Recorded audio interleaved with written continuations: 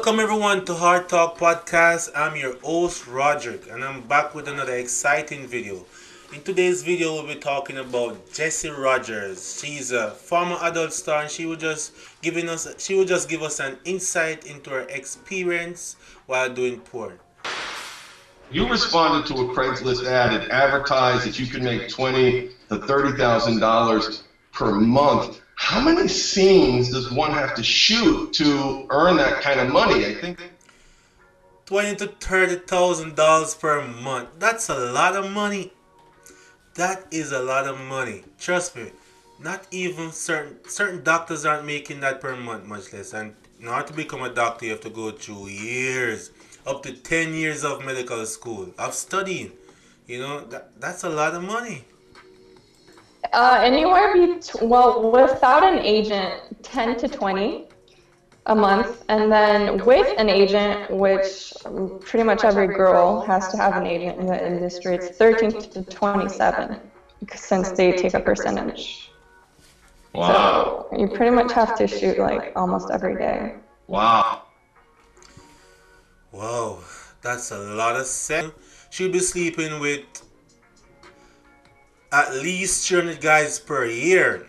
As a man, I cannot envision myself sleeping with 27 females within a calendar year, much less to be sleeping with 27 girls per month. Woo! What does that do to your body? And Jessica, one of the things that I wanted to do here today was help my listeners, the people, and my clients to empathize and to connect with. There's a human being on the other side of the camera, and the work that they're doing and the acts that they're performing, which are becoming, as you know and you participated in, increasingly more and more aggressive. What impact did shooting 20, 30 scenes in a month have on your body? What did you feel like? Not good. I was not healthy, which is why I'm so adamant about living a healthy lifestyle and putting goodness into your body now. Because I was constantly going to urgent care. I had to be taken to urgent care, I think more than 10 times. And then the actual emergency room, I had to go there twice. I was constantly getting sick with strep throat, mono, getting the flu, I was constantly getting sick, and also, with infections down there, like bacterial vaginosis, urinary tract infections, yeast infections, and then eventually, towards the end of my career, I caught herpes. But yeah, I was constantly getting sick, and not just that, because of the types of scenes that I was doing, I couldn't eat. I was not allowed to eat.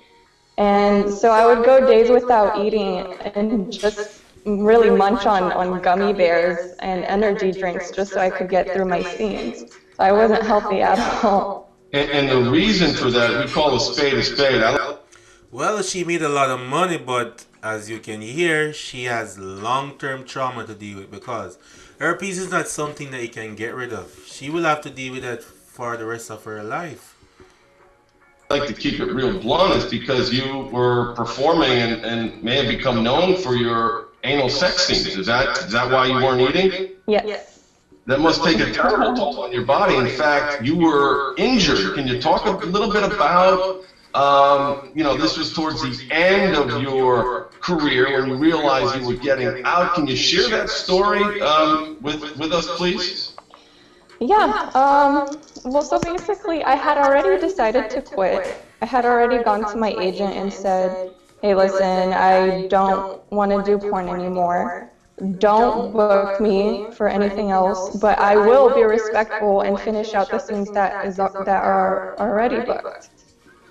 So the day that I got injured was one of the scenes that was already booked, even after I had already decided to quit. And I was working with another girl who was fairly new, and she brought her own toys, and one of them that she used on me was actually a glass rippled toy, and it was really big. So I thought she was going to be kind of gentle and like I thought she knew what she was doing since it was her toy. But no, she literally just rammed it in there and started pounding on me as hard as she could with barely any like lube or spit or anything like that.